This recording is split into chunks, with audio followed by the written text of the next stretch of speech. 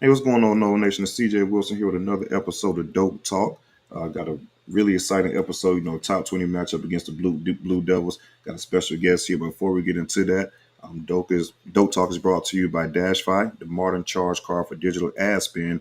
DashFi is a business to business corporate expense card program that gives you the highest cash back on the market, starting at 3%.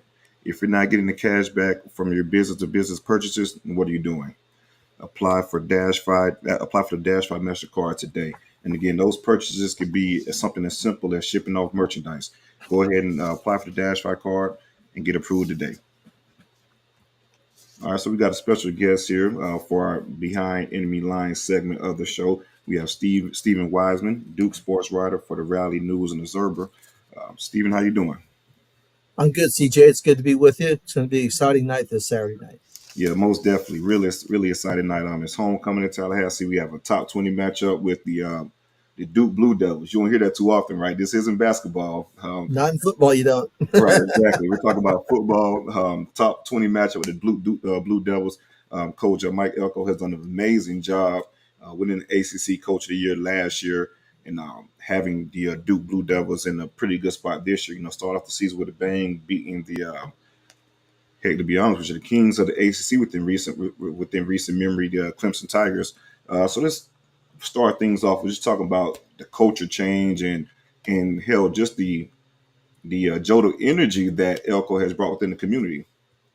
It's really, it's so striking the difference from the last 2 years of David Cutcliffe, and David did a fantastic job to get Duke from one of the worst programs in America, or the worst program in America in the last decade. The 2007, 2008 when he took over, to get them to a conference championship game against Florida State in 2013 and Mm-hmm. 6 bowl games in 7 years. But things dropped off the last 3 or 4 years undercut, and particularly the pandemic hit Duke hard.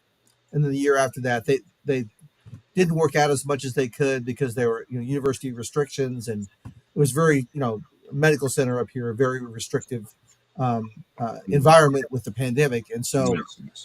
that really cost him. So Elko comes in.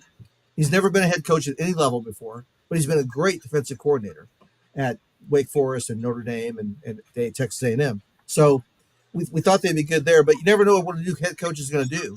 He's never been a head coach, right? So, but he comes in and he takes a lot of the same players that were here that lost 17 ACC games in a row, and it was just awful the last couple of years, and turns them into winners. It's just a breath of fresh air was brought to this program. It needed modernization, basically, is what it needed. And Elko came in and changed the workout program, brought in David Feely, the strength coach from Miami, has made a huge difference. Duke is so much more physical now than they were 2 years ago. That's the biggest difference you see. And they don't make mistakes they used to. They don't turn the ball over like they used to. He's just changed everything about him. And so they walk onto the field now with confidence. They can play with anybody in the country. And they've shown it so far this year. Yeah. Speaking of, yeah, you're right. They've shown us so far this year, only losing one game, and that game was Notre Dame. I want to go ahead and address the elephant in the room, right? It's been talked around, Riley Leonard, the Duke quarterback, big time playmaker. He sprained his ankle a couple weeks ago, and Coach Elko made some interesting comments in the media. I think it was today or yesterday. I'm not exactly sure which day it was, in regards to him possibly playing and being ready to play. What are you hearing in regards to the health of Riley Leonard? Yeah, I mean it's this game when he first got hurt. This Florida State game was looked at as a possibility if everything went well, but more likely we're looking at next week against Louisville. Now, things have gone well, so there's a chance that he's making progress, and the whole thing is anybody who's had a sprained ankle, Yeah, stability, right? I had one before. It's tough. Yeah, and so especially a quarterback, especially a guy like Riley who does things with his feet and his arm, and it's slippery and all that kind of stuff. So and the defense he's going to face if he plays on Saturday night, they want him to be able to protect himself. That's the whole thing. They're going to determine number one, he can get out there and run around. That's the first thing. But if he can't cut and move like he needs to, and he might get hurt further, they're not going to play him. So that's kind of where it is. It'll be 3 weeks from the injury Saturday night. So a sprained ankle, you can get over that in 3 weeks. But they have big games coming up with Louisville and then Carolina next month. So you certainly don't want to do something Saturday night that hurts Said you in the long run, right? So that's kind of where it is. I still think there's a chance he'll play, and he's pretty good. He's shown to be a pretty good player. That would make a big difference for Duke. They can't win without him, I don't think. So that's a good point. Yeah, in my opinion, yeah, especially playing against an aggressive, fast, and very good defensive line of Florida State. If he isn't able to be a little bit, use his legs to be mobile as the quarterback that we've seen to come to love, so to speak, then there's no point in playing him in that game, especially with a lot of big games coming up. So it's a possibility that he could play. It's a possibility that he may not play. The backup, Henry Belin the fourth. Let's speak about him a little bit and what he brings to the table. well, Henry's got a big arm. He's shown that from the day he got on campus last year. He was a guy that Cutcliffe recruited and got committed, and then Elko had to go, kind of re-recruit him right when he got the job, and that was the first guy he went to talk to and see was Henry up in New York City, and so Henry's just raw. He played high school football again. He's from the Bronx. High school football is taught and played differently in that part of the country than it is in our part of the country, right? So coaching's not as good. It's just not as much of an emphasis. So when he got to Duke, he needed a lot of, mechanical stuff, how to stand in the pocket, how to, set your hips and all that kind of stuff, right? So that's what last year was like for him. So he came into camp this year, a totally different player. And again, he always had a strong arm, but he just wasn't as smooth. And this year he's starting to see that. He isn't as good as Riley. Riley Leonard's a junior. Henry's a redshirt freshman, and that was his first start last Saturday night. So he threw the interception. That wasn't good. He only had 4 completions. They didn't need to throw a lot to beat NC State. They just ran over him. But Henry can get things done. Now he's not as sharp as Riley, and that'll be the difference, I think, in this game if he plays instead of Riley. But Henry's better than a lot of backups. I think he's shown he's got a future. He's going to be probably the quarterback once Riley Leonard goes off to the NFL. It'll be Henry. All right, so let's speak about the run game a little bit. Like you just stated, they pretty much had their way with NC State running the ball, especially Jordan Waiters had over 120 yards and a touchdown. We have Jacquez Moore as well. So speak about the running backs and the running attack for the Blue Devils. It's a big part of what they do. It is really people. It's cliche. You got to establish the run to do anything, and in the era of spread offenses and everything, Kevin Johns, the offensive coordinator, comes in from Memphis and decides, now we have a good offensive line. We got veterans up there, got veteran running backs. We're going to run the ball. We're going to control that part of the game and shorten the game and less, cut down on turnovers. And that's what they've done, even going back to last year. And so Jordan Waters and Jacquez Moore came in last year as a new guy, but he's come on. He got really strong in the offseason. He's a bigger back now, so he can run between the tackles a lot more than he could. Waters has been that way his whole career here at Duke, and he's gotten stronger too. And he's their main guy. He scored touchdowns in every game this year. He's the guy, in the red zone that gets it done. And they both can break things and run long too. And of course, Riley Leonard was a good running quarterback before he got hurt, and Henry Belin can do some of that running too as well. So that's another aspect you got to watch out for. Most definitely. Let's speak about the offensive line. A pretty physical, good offensive line. Like you said, kind of taking on the persona of the type of coach that Elko wants to be. So speak about the offensive line and how they match up against this Florida State defensive line. Yeah, he's a defensive guy, right? So he wants physical. And that's one thing I've had to get used to covering this Duke team compared to others, is that they can go out there and be as physical as anybody that they play. And that's not been the case for ever. Even the good teams back under Cutcliffe, the really good teams, they had some NFL offensive linemen. They were close, but this team feels a little even stronger than that one. Graham Barton at left tackle was preseason All ACC left tackle. He's going to be a first or second round draft pick. He's their best offensive lineman. Left tackle, you'd expect that. They have 2 other guys, veteran guys coming back. Jacob Monk, who plays guard, and a little bit of center. They kind of move him back and forth. Maurice McIntyre is an experienced guy. So they're all seniors. They've all been here 3 or 4 years now, 5 in some cases. And then they brought in Jake Hornibrook from Stanford as a grad transfer. So we're talking about guys that have played a lot of college football. And they also have a couple of transfers from the Ivy League. Scott Elliott plays some center. Again, these are guys that are experienced college football players and know how to get it done up there. They had a little bit of problem early in the season with pre-snap penalties, some false starts. But that hasn't been a problem since, really the Clemson game was really the only time it happened. And that could probably be first game, jitters and stuff like that. They seem to have calmed that down ever since then. So it's a really solid group. All right, let's move on to the receivers. Some playmakers on the outside as well. Like I said, this isn't the typical Duke team that you've seen in the past. Jordan Moore and Jalen Calhoun are some playmakers on the outside and have done some good things so far. So speak about the receivers that the quarterback, whoever may be starting, will be throwing to. Yeah, Jalen Calhoun, again, veteran experienced guy. Been here since 2019, so uh, fifth year, taking advantage of the COVID year, comes back and playing. And you got the big pass from Henry Belin last Saturday night. He's their most experienced receiver. But Jordan Moore, number 8, he converted quarterback. He was last year in camp. He and Riley Leonard were going at it for the starting quarterback job. 2 weeks in, they gave it to Riley, and they moved Jordan Moore to wide receiver. And so he put up big numbers last year, and he's better this year. He's a really good athlete. He's really good in the open field.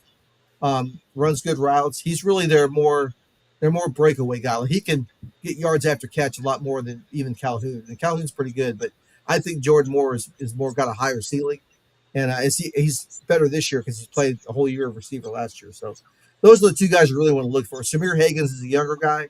He's got a big future, but he's not as experienced as those two. And then at tight end, they're missing Nicky Dalmolin, who was their starter, who went down with an injury last week in practice and didn't play against NC State. They haven't said about this week. I'd be surprised if he plays, just knowing the kind of injury we're talking about here. So I think they're calling it lower body, but you know how that goes with these things. So that's a loss for them. He was a guy that got things done in the middle of the field, and so but then the backup tight end caught a touchdown last week from Henry Belin. So we'll see. All right, so let's move over to the defense. Elko's wheelhouse, his baby, right? And these guys have been playing phenomenal so far this year. Like you said, kind of taking on the persona of the coach. It's a physical team, physical defense that's really tough to, Another thing that I've noticed, the team is very disciplined, sound in their assignment, which is a testament to his coaching. Let's speak about the defense and going over some of the guys on defense. As far as your defensive line, you have Aeneas Peebles and Trey Freeman for linebacker. Those guys are making a lot of plays in regards to stop and run. Let's talk about how the front seven stacks up against FSU, the defense line specifically, then the linebackers, of course, in regards to the run game. Yeah, it all starts up front with Dwayne Carter. Yeah. Again, a preseason all ACC defensive tackle. He's a veteran. Again, he started here in 2019, so he's playing all the way through. And he could have left and gone to the NFL last year, and he didn't. Decided to come back. So that was a big win for Duke. Jamie and Franklin is also up front there. Started his career at Notre Dame. He actually was recruited to Notre Dame by Mike Elko when Mike Elko was at DC at Notre Dame back in 2017 or whatever it was. So that's how long ago he's been in college football. He never got to play for Elko until Elko came here. So, but those are two veteran guys up front that both could have left school after last year and done other things, and they decided to come back. And so that's what you want, right? You want veteran guys that know what they're doing. That's what they have up front. RJ Oben on the edge, VJ Anthony, Wesley Williams. Those are guys that they're really deep on the defensive line.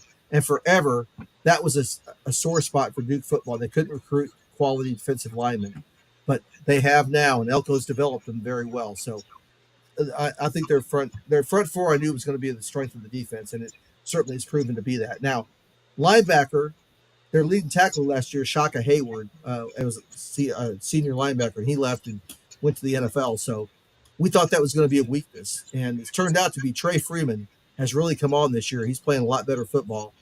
He actually played well in the bowl game last year against UCF when Shaka opted out and didn't play, and that kind of got Trey going. He's a kid from Durham, so he's playing for his hometown team, and that's a big thing for him. And of course, he had 15 tackles last week against NC State, and an interception and a forced fumble, and he's doing all kinds of stuff out there.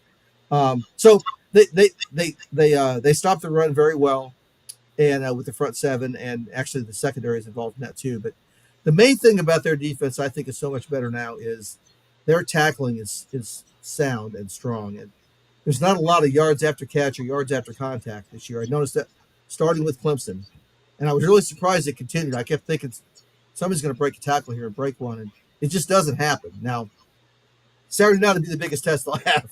Yeah, Yeah, even that against part got Notre to be Dame, and opposite. they got athletes, right? And they just don't give up a lot of. They don't miss a lot of tackles. And that's again back to what we talked about discipline and that kind of stuff. Yeah, that's a good point. Don't give up a lot of tackles, but like not maybe I think FSU should be the highest caliber athletes as far as skill position that we have, but it hasn't been any short of a test, going against Clemson athletes and Notre Dame athletes. So that's a very good point as well. Speaking about the secondary, Chandler Rivers, cornerback, Jalen Stinson, safety, got some playmakers on the back end as well. Some on the smaller end size wise, but those guys play bigger than their size. Right, and really that's a little bit deceptive because they brought in two grad transfers in the offseason. Well, three, but the two main ones are Miles Jones came from Texas A&M, and Al Blades came from Miami. Miami. Mm-hmm. And so, and they're bigger corners, and they can line up with bigger receivers. And that was always the problem. Duke had undersized corners and undersized defensive backs. But that really changed the outlook of that group, and we thought that would be one of the weaker parts of the group of the defense. Right, the linebackers, the secondary, we didn't know about. Front line we knew would be good, but those guys coming in and played really well. And Miles Jones had a lot of injuries at A&M and didn't really play football the last 2 years before coming in this year. So we had no idea what they'd get from him. He's got 2 interceptions already. He did miss a couple of games, but he came back, played well against NC State. So I know they're going to ask those guys to line up against Keon Coleman and the guys that are out there for Florida State. That's going to be the big matchup for them. And it's easy to overlook a guy like Brandon Johnson, he's an undersized guy. Jalen Stinson also, but those are the guys that make those open field tackles I was talking about earlier that surprise you. When they hit somebody and they go right down, you're like, wait a minute, how that happen? They're not big enough to do that, but they're sound at what they do. And Johnson's a guy that get involved in a lot of things, a lot of blitzing. He's back in the backfield a lot, getting the quarterback and making tackles that way. So they like to use him in different ways, and a lot of blitzing and things like that. All right, let's talk about playing in Doak Campbell Stadium. Duke is going on the road. Really, we spoke about a little bit pre-show as far as just the atmosphere in regards to Doak Campbell Stadium being kind of comparable to an SEC atmosphere, and this is the the first true road test for Duke. They had a road game against UConn. The rest of the games have been pretty much at home, if I'm not mistaken. They have been, yeah. Yeah, so this is the first true road test for the Duke Blue Devils. How do you think they'll handle an environment like Doak Campbell Stadium in the night game at that primetime matchup? Yeah, it's I will tell you, it helps from a Duke point of view that they went through this against Clemson and Notre Dame. Now, they were home games, but having that prime time, Duke's not used to be in this situation. And Elko said that before the season. He goes, Clemson does this every week, right? This is their usual. This is their MO. This is Florida State's MO. They play primetime games now. Duke isn't used to doing that. Notre Dame does that. But now Duke's had two of them, and they've played pretty well in both those games. So I think that will help them. I know this week they're blasting in the music and the noise in the indoor facility so they can have the hand signals and, all that stuff to do without hearing anything, right? Yeah. So I'm going to watch out. Obviously, pre-snap penalties are a huge thing that can happen on both sides of the ball. Duke can't afford to do that. And again, since the first game of the year, they kind of haven't. So they seem to have fixed that. But this will be a different environment. So that's one thing they're really going to have to watch out for.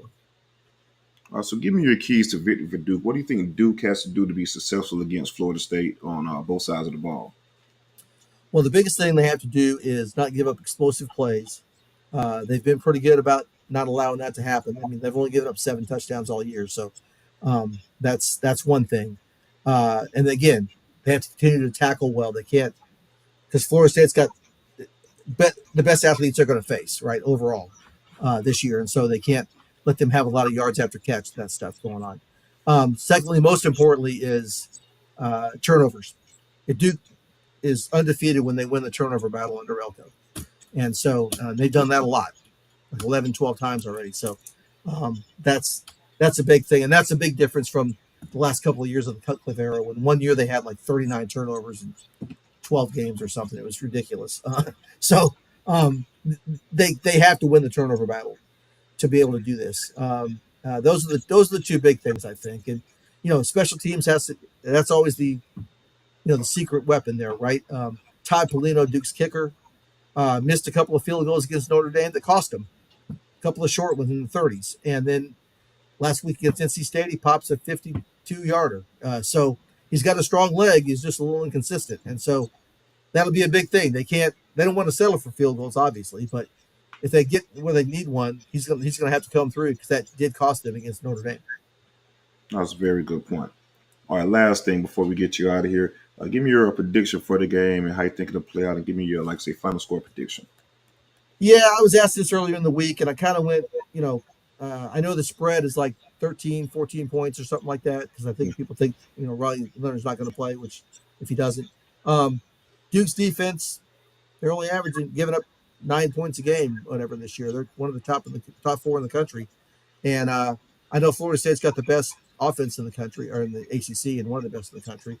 I'm going 27-17 Florida State. I don't think Duke's got enough, especially if Belin plays instead of Raleigh Leonard. But I think Duke's defense is stout enough to hold Florida State down from what they usually do, right? They usually score 40 or 50 points. Yeah. And 27 would be an accomplishment against them down there. I just don't know if Duke can score enough to keep up with them. Right. Yeah, that's a good point. I think, like I said, the more FSU scores, the more comfortable as far as, winning the game they'll be. In my opinion, I think I'm gonna go 31. I'm gonna go 31-14 FSU for this game. 31-14. Last thing before I get you out of here, how's the weather up there in Durham?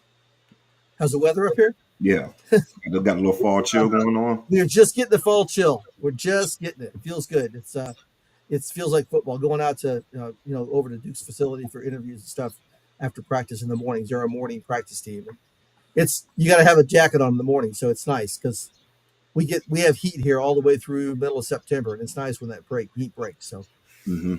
Most definitely. Well, Stephen, it's been a pleasure, man. Like, I know you're coming down for the game.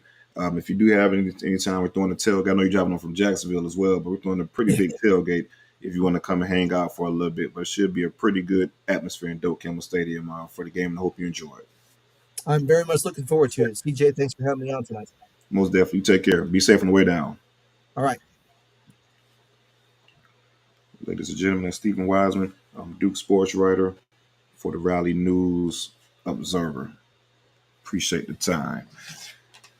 All right, guys, jump into it a little bit. Just to kind of piggyback on what I was saying in regards to my score prediction. I think it's at 31-14. I do think if Raleigh Leonard does play, it'll be around that ballpark. Like I said, Duke has a pretty good defense. I do think they will slow down the offense a little bit, but nothing to the fact that it's going to, throw us off the rails or anything like that. I think we'll be fine and still continue our streak of scoring 30. Now, if Raleigh doesn't play and they play the backup, I think it could get ugly. We'll be in the 40s. We got to recognize how good our defense has been playing too. I think they're starting to hit their stride. So I think we should be pretty good in that regards. Either way, I do like FSU to cover, regardless of who the starting quarterback is. But Duke is a pretty good program, and Mike Elko is taking them in the right direction. Really good coach. All right, make sure you guys like this video and subscribe to the channel. Like this video and subscribe to the channel. And also, if you guys are coming to town for the Duke game, like I said, it's homecoming, primetime atmosphere in Doak Campbell Stadium, 7:30 kickoff. Make sure you guys come to the tailgate and come hang out with us. Grab your tailgate ticket. The link is in the description. Go ahead and grab your tailgate ticket. It's going to be a real good time. You guys know how we do our tailgates, man. So it's going to be a good one going into lead to the Duke game. Lot 19, top of the parking garage. Come hang out. Best tailgate in Florida. Grab your ticket ASAP. I know there's been a lot of buzz about this tailgate and things like that. So we'll definitely see how things play out. I want to jump into a couple of recruiting tidbits real quick before we get into the call-in section of the show. Again, if you guys have any super chat questions or anything like that, go ahead and do that as well. But On the Trail is brought to you by Realtor Jewel Paul. Jewel is a realtor in Southwest Florida, but services the entire state of Florida. If you're trying to buy a home or sell your home, Jewel will definitely take care of you. The closing costs on your buy or sell, Jewel would donate 20% of that closing costs back to you. And also, Jewel is an FSU fan, so we got to look out for nose, right? Any type of buy or sell that you have through Jewel, he will donate some of the proceeds to Battles In. Again, he will donate some of the proceeds to Battles In. You can contact Jewel at www.jewel www.homesfornose.com. Again, that's www.homesfornose.com. Just a couple guys I want to touch on. LJ McCray, the four-star defensive lineman from Daytona Beach, Maryland, will be making his commitment this Saturday. I think it's 4 p.m. if I'm not mistaken. I don't quote me on that. Excuse me. Saw it on the timeline, but nonetheless, he will be making his commitment this Saturday. Took an official visit to FSU earlier this month for the Virginia Tech game. I think FSU stands in a good spot with LJ. I know over the summer there's a lot of worries about him making taking a lot of visits to Florida and other programs aside from FSU. But FSU weathered a storm. They did get him to Orlando for the LSU game. He really enjoyed that. That started to turn the tide a little bit for FSU. Then of course the official visit a couple weeks ago for the Virginia Tech game. So I think FSU is in a really good spot. And just seeing how the players interact with each other on official visit, just to see how they, vibe with each other and things like that, because you're with the players, 90% of the time. Those guys become your brothers and become family. So you got to mesh well and see how those guys interact with each other off the field. And that left a lasting impression on LJ.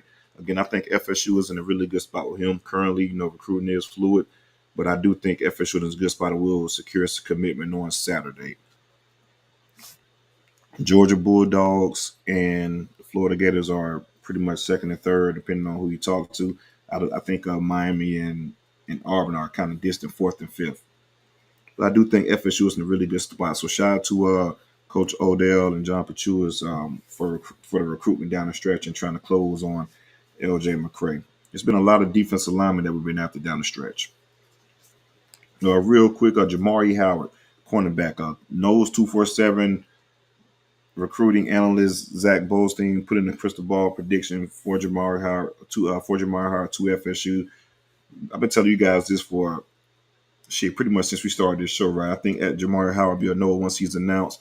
6'2", 180-pound cornerback down from the Miami area, big time playmaker. So again, I like Jamari a lot. You add him to this defensive back class, with Charles Lester, KJ Bolden, Ricky Knight, and CJ Hurd, etc. This is one of the best defensive back class, if not the best defensive back class in the country.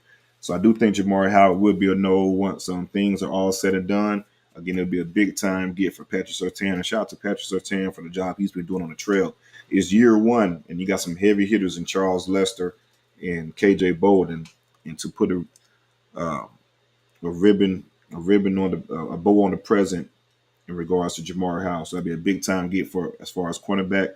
Like this kid's game a lot. Like his game a lot. So, like I said, Zach did put the crystal ball prediction in for FSU, but this kid has been trending for FSU for a while. And I told you guys a while ago he was FSU's to lose.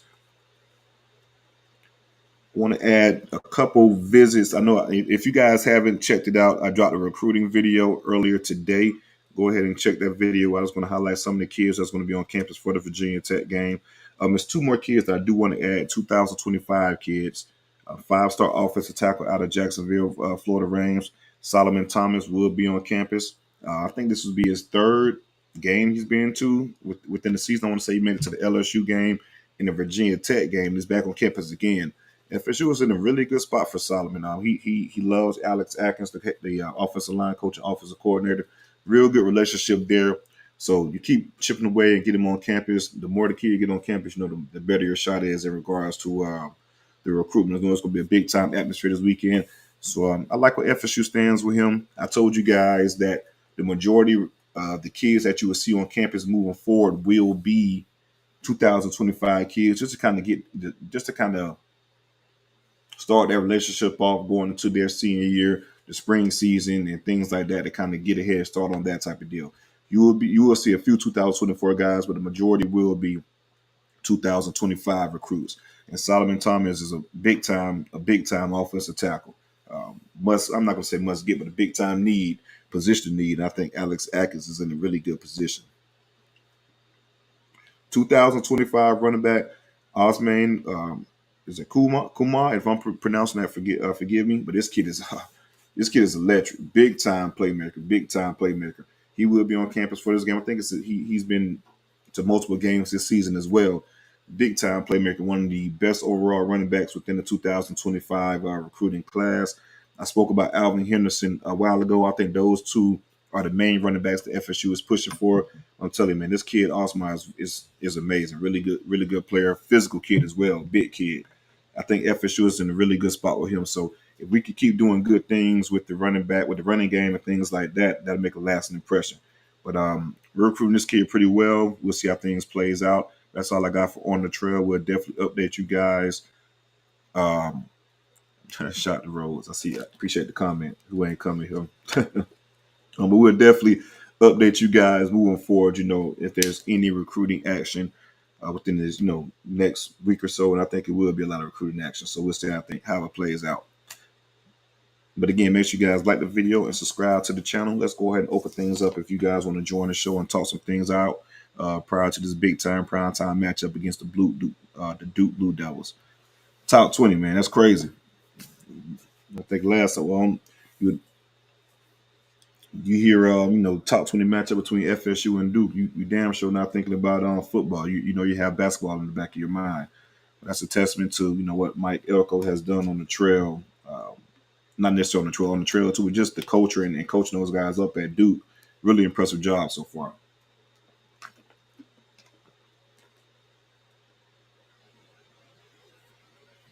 I think it could be a pretty exciting Saturday for FSU because there's a lot of excitement around the program, a lot of excitement.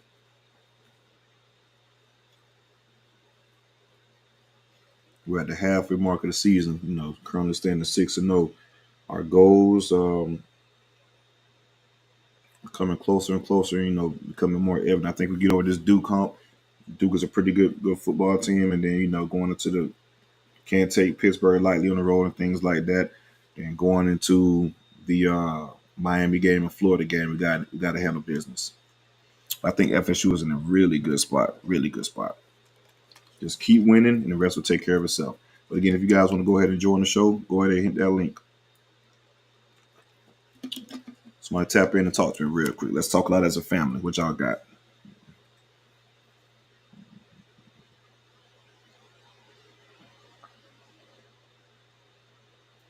The last time we played Duke and had a good team was a fairly good game. I think that was 2014, if I'm not mistaken. Nope, was it? No, we didn't play them until 2013. Yeah, I guess it was close in regards to 2013 measures, but we still, blew them out down the stretch and did what we were supposed to do.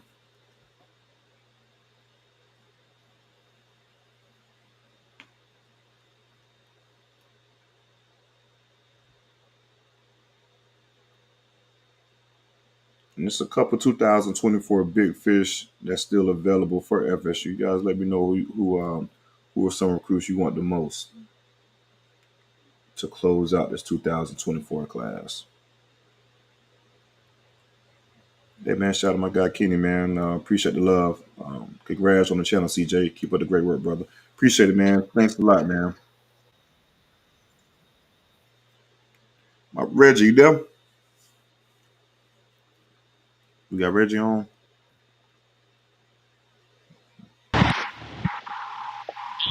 Reggie, what's good? You hear me?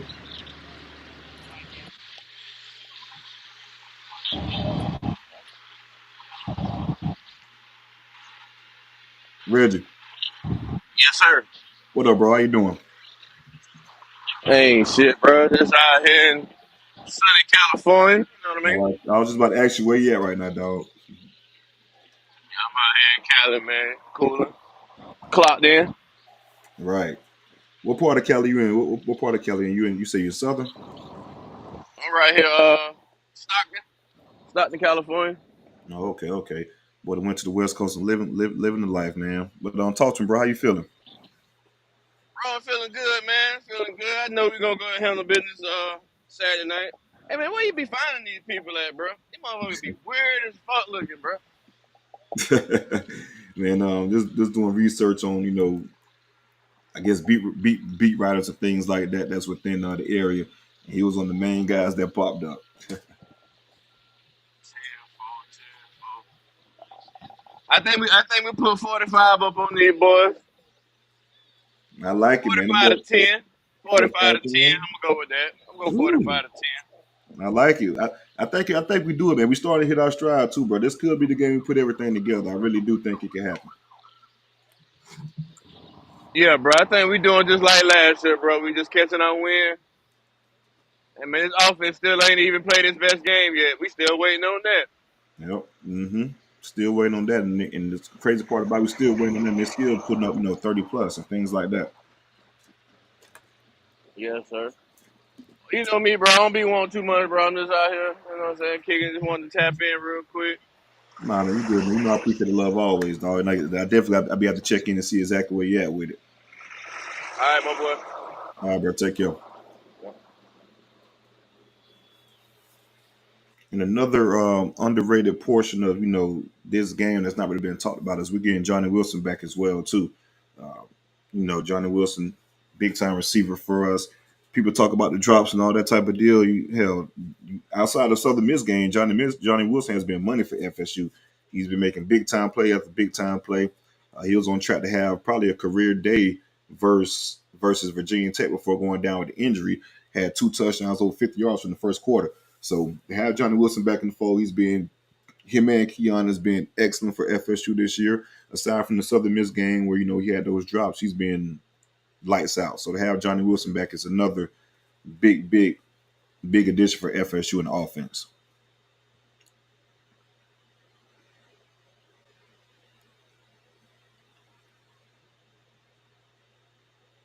Yeah, man. Mike, you in line. The Birdman has definitely been balling.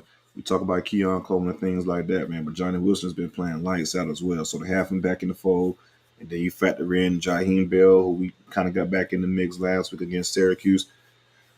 The offense is just gonna be the offense. I mean, no matter how good defenses are, man. I told you guys during the preseason, it's it's pick your poison. So it's only so much you could do in regards to taking away what we could do because we just have so many weapons so many weapons on the field.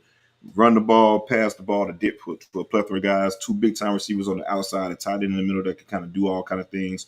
Switch arm and night, line them in the backfield, wing back, things like that, whatever it may be. Lawrence Toafili catching the ball out of the backfield. Trey Benson, 225 pounds, runs like he's 185 pounds. So the Jordan Travis, who's just Jordan Travis. So again, man, we're in a good spot for sure offensively. So I do think Duke has a very good defense. Don't get me wrong, but uh, like Mike said, it's us versus us. We're the only team. We're the only team that can get in our way, so to speak. Everything we do, the standard is against us. If we play up to our standard, we should be okay against Duke.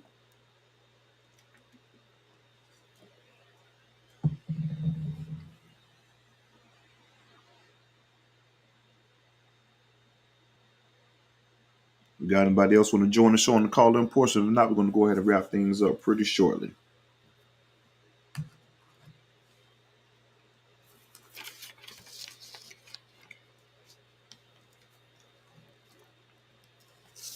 But it's also a blessing too, pun intended, that we get Bless Harris back this game as well, who's been our best left tackle, our best offensive tackle rather. Excuse me. We get him back healthy for this game.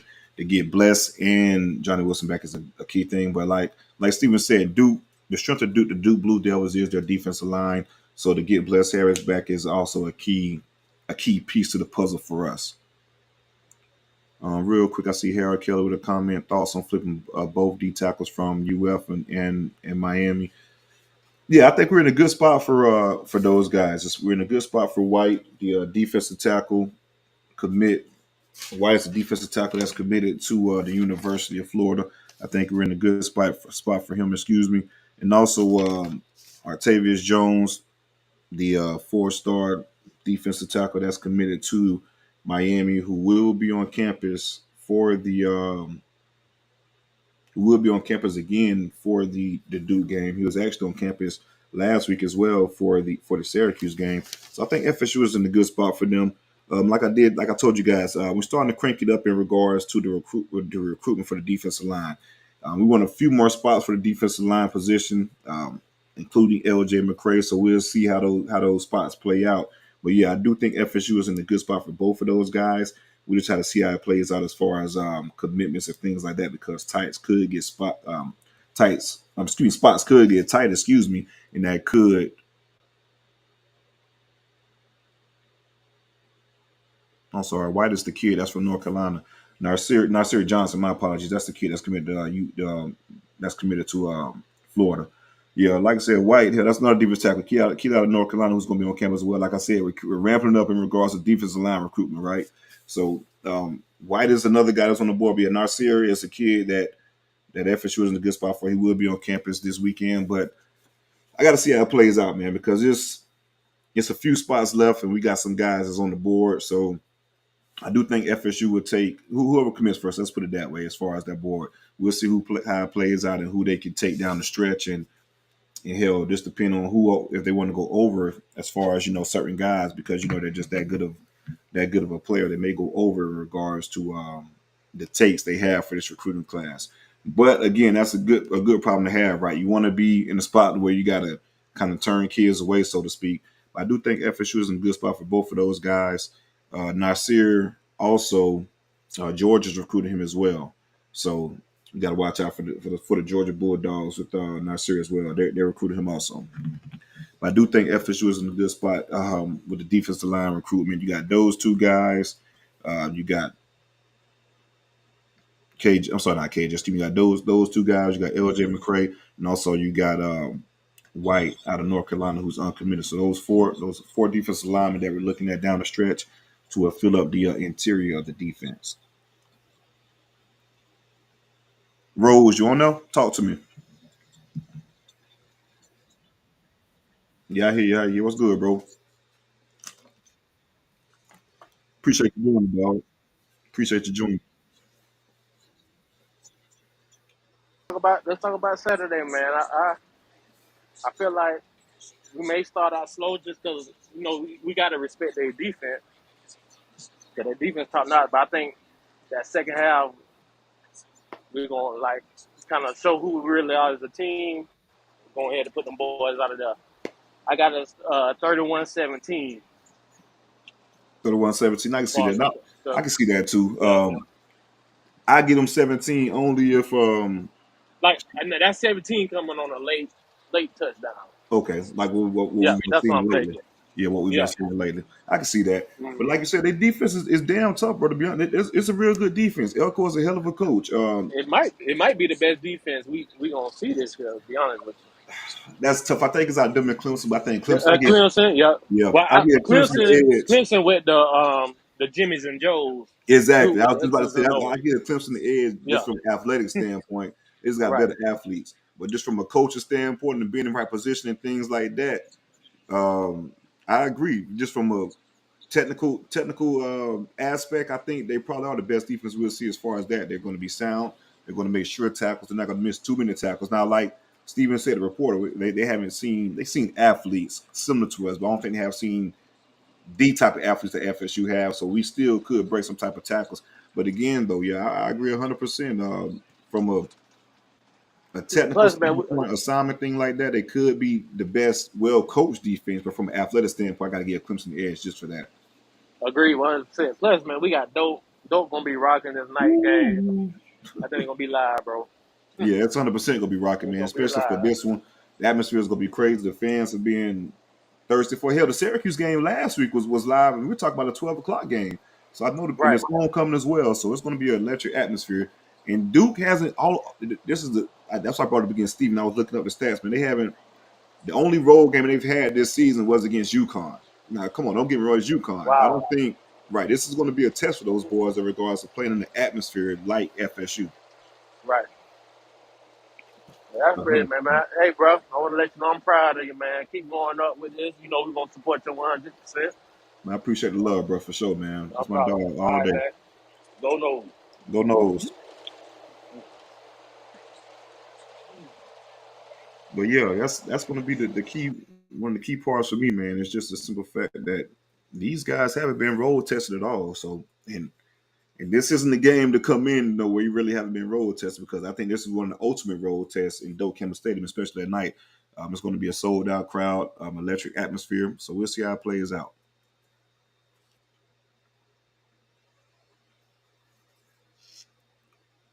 All right, guys, make sure you like this video and subscribe to the channel. We're going to probably go ahead and let you guys got any last minute calls want to join in. We'll probably go ahead and conclude this episode. It's been a really good one. But again, make sure you guys like this video, subscribe to the channel.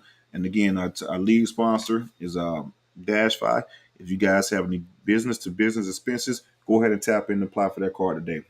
Really good MasterCard. The highest cash back on the market at 3%. All right, go Noles. I'll see you guys. We got super chat last minute. Play my theme music. We got the best running back in the whole damn league. And we got a quarterback that's going to toss that thing. Shout out my boy Rose, man. B Rose, that is. They send Leonard out there to quote Lil Wayne, suicide. It's a suicide. Then we have a fully complete game. I agree 100%. We saw that video against North Carolina State where he was kind of walking around pregame and it was real ginger. They want to put any pressure on that ankle. And I'm telling you, as a person that had a high ankle sprain, that it's not an easy injury to come back from. Now, granted, Duke and technology today is a lot better than when I had it. Of course, I sprained my ankle 12 years ago. But again, it's still not an injury to come back from, especially for a mobile, athletic quarterback that, as you know, his game is predicated on moving around a little bit and to play an aggressive, very good defensive line that gets a lot of pressure on quarterbacks like FSU. That's a recipe for disaster. So we'll see how things play out. Unless he has some, super serum within the week to kind of juice it up. I think he's going to be. I think it'll be a shell of himself as far as running the football and moving around in the pocket. We'll go ahead and wrap things up, man. Appreciate you guys hanging out. CJ Wilson with Dope Talk. Go Noles.